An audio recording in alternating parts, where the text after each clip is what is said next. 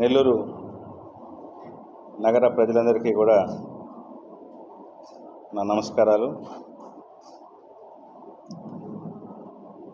నా పేరు ఇంజనీర్ విట్టపు లలితారాం.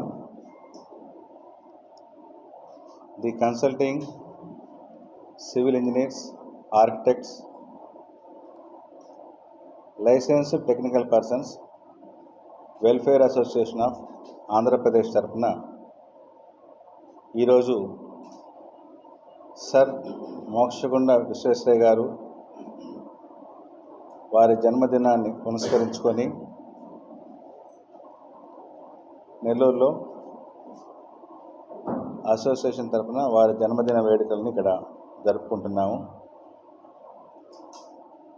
ఈ యొక్క కార్యక్రమానికి వచ్చేసిన గౌరవ ఇంజనీర్ సోదరులందరికీ కూడా నా నమస్కారాలు.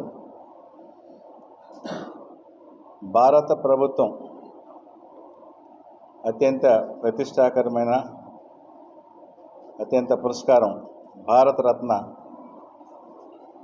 సర్ మోక్షగుండ విశ్వేశ్వరయ్య గారికి ఇచ్చి గౌరవించారు.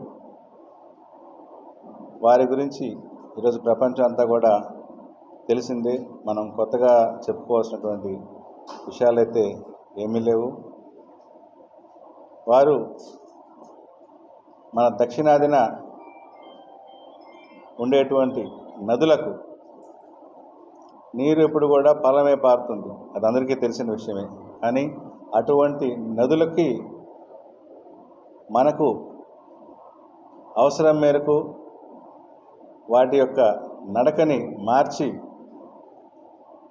భవిష్యత్ తరాల కోసంగా ఆనాడే ఆ యొక్క నీటిని ఉపయోగించుకోవాలి అనేటువంటి ఆలోచనతో అప్పటి సంస్థానాధీశుల సహకారంతో నదుల మీద ఆనకట్టలు నిర్మించి ఆ యొక్క నీటిని ఆ యొక్క ప్రవాహానికి అడ్డుకట్ట వేసి దానిని ఎక్కడికి అవసరమో అక్కడికి తీసుకెళ్ళవచ్చు అనేటువంటి ఆలోచన రూపకల్పన చేసినటువంటి మహానుభావుడు సర్ మోక్షగుండ విశ్వేశ్వరయ్య గారు.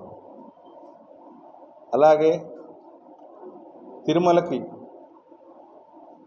దారి ఏర్పాటు చేసుకున్నట్టుగాను అప్పట్లోని చిత్తూరు సంస్థానాధీశులు వారి సలహా మండలిలో కూడా ఈయన సభ్యులుగా ఉండి ఈయన యొక్క ఆలోచన మేరకు కార్యాచరణ రూపొందించి తిరుమలకి అప్పుడు రహదారి నిర్మితమైంది. మనందరం చూస్తుంటాం, ఒకే అంత పాత తిరుమల దారి రావడానికి పోవడానికి కూడా ఒకటే దారి ఉండేది. ఆ దారి తొలినాళ్ళలో రూపకల్పన చేసినటువంటి వ్యక్తుల్లో మోక్షగుండ విశ్వేశ్వరయ్య గారు ఒకరు.